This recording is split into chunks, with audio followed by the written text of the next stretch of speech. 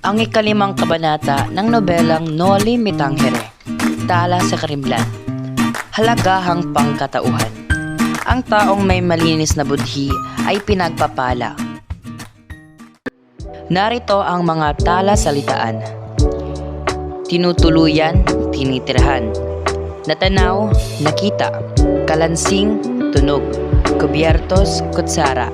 Maparam, mapawi. Naaantig, nagigising. Aasikasuhin, gagawin.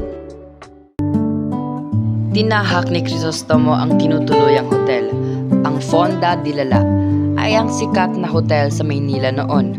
Nagtungo si Crisostomo sa kanyang silid at pinagmasdan ang natatanaw mula sa bintana, ang isang napakasayang pagdiriwang.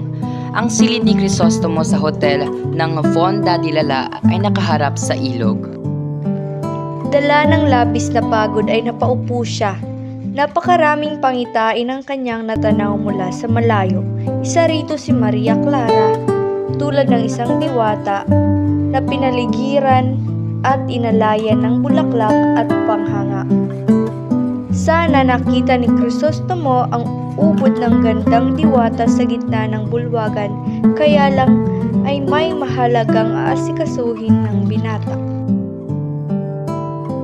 Naramdaman ni Crisostomo na gusto niyang maparama ang pagod, subalit ang pilit na sumisiksik sa kanyang mga mata ay isang marusing na silid kung saan ang isang matanda ay nakahiga sa banig na halos malapit ng pumanaw, lalo na nang marinig ang kanyang pangalang tinatawag ng matanda.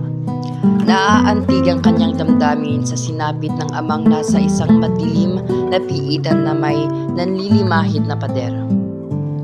Narinig ni Ibarra ang kalansing ng isang tanikalang bakal sabay ng pagdaing ng matandang humahagulgol na tila humihiyaw ng tulong upang siya ay madamayan. Ang lahat ng pangitaing iyon ay naganap habang siya ay nasa malayong lugar. Habang siya at ang mga kasama ay nagpapakasaya, nagpapakalasing sa kaligayahan at umiinom ng mamahaling alak. Masakit ito kay Crisostomo sapagkat hindi man lang niya natulungan ang kanyang mapagkandiling ama.